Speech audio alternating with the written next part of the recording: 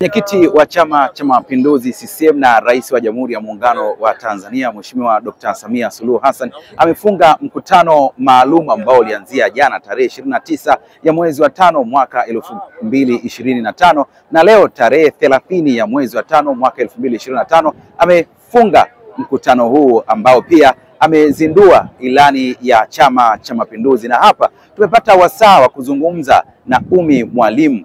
Amezungumzia maoni yake kuhusiana na ilani hii ambayo imezinduliwa siku hii ya leo ya tarehe 30 ya mwezi wa 5 mwaka 2025.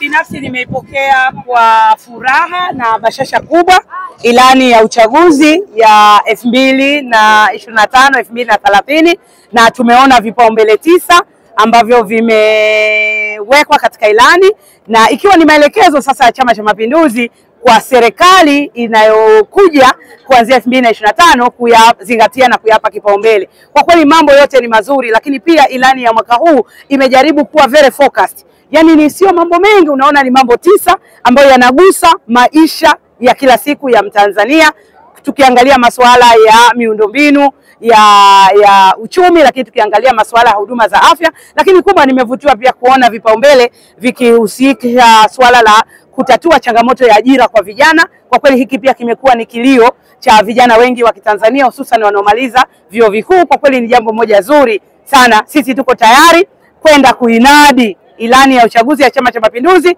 na kutafuta ushindi wa Chama cha Mapinduzi katika nafasi ya rais, mbunge na madiwani.